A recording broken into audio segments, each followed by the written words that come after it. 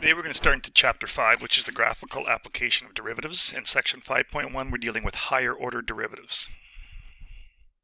Now, all higher order derivatives are first and second derivatives. So if we look at the notation, this is the notation we use for first derivative, and we were using that in Chapter 4. The second derivative notation is f double prime, or d squared y over dx squared. Now the second derivative is basically just the derivative of the first derivative. So let's take a look at a few examples. Here's our first example. We want to find the first derivative. Well, back to our sum and difference rule from Chapter 4. The derivative of my first term is 6x to the fifth plus 20x cubed minus 9x squared plus 1. So there's f prime. And f double prime is just going to be the derivative of f prime, so it's going to be 30x to the fourth plus 60x squared minus 18x, and that would be your second derivative. So taking the second derivative is no different than taking the first derivative.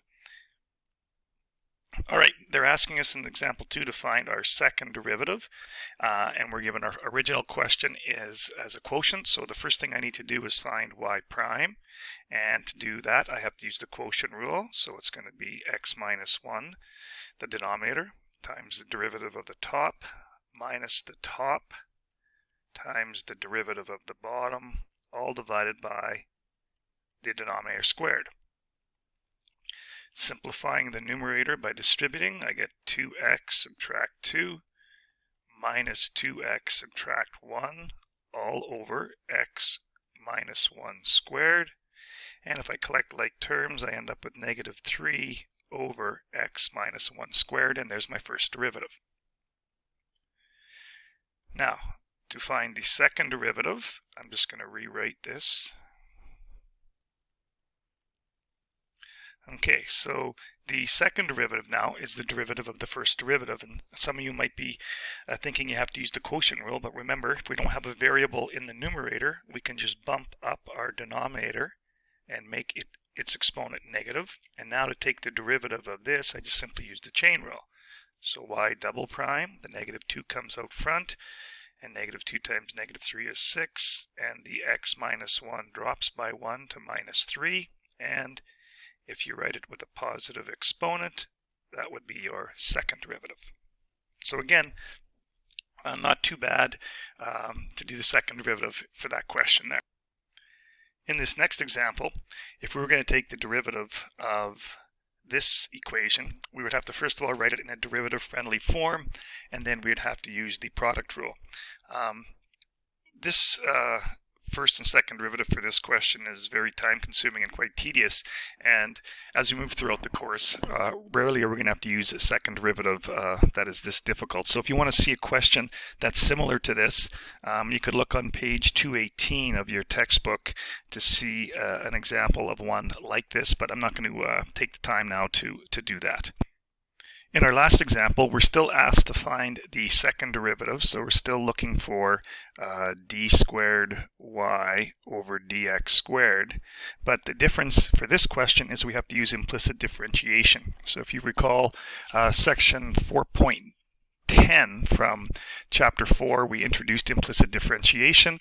And to recall, to take the first derivative, remember we take the derivative of each term with respect to x. So my first derivative is going to be 2x minus the derivative of my y squared term would be technically 2y, but that's in terms of y, so I have to times it by dy dx, and the derivative of 4 is 0. So now, if you recall, my goal is to isolate dy dx, and that would be my first derivative. So to do that, I am going to add the 2y dy dx to the other side.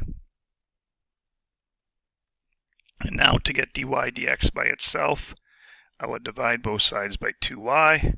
I could simplify my 2's, and therefore my dy dx, which is my first derivative, would be x over y. So there's my first derivative. Now, to find the second derivative, we just have to take the derivative of the first derivative. So let's rewrite our first derivative.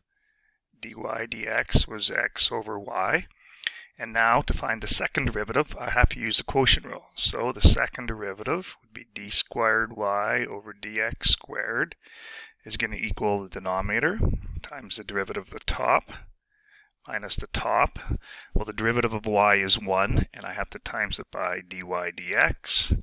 And this would be all over my denominator squared.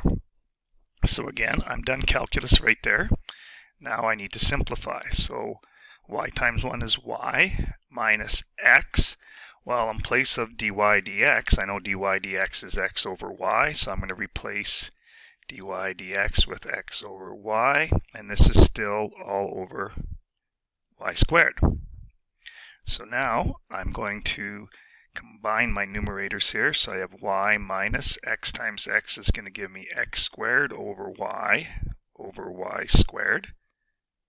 So now I'm going to combine my two terms in my numerator by getting a common denominator by multiplying the first term by y over y. So now I'm going to have y squared over y minus x squared over y, and this mess is still all over y squared. And remember, this y squared is over 1, so eventually we're going to have to multiply by the reciprocal of that. So if I combine these two into one term, I get y squared minus x squared over y. And if I multiply by the reciprocal of the denominator, it's going to be 1 over y squared. This ends up being y squared minus x squared over y cubed. Now, if you look back at the original question stated that x squared minus y squared is equal to 4. And if you factor a negative 1 out of the top, you're going to get x squared minus y squared over y cubed. And now you can end up replacing this x squared minus y squared with a 4. So my final answer, if I just insert another page here, is going to be negative 4 all over y cubed. So quite often when we do implicit differentiation to find our second derivative, we sometimes will get the original question back in our final answer, and we can resubstitute to simplify our answer. Okay, that is the end of section 5.1. So there's a short assignment for you to try, and the answers, I got two number 6s there. The answers are on the web page for you to follow. So best of luck. If you have any questions, feel free to send me an email.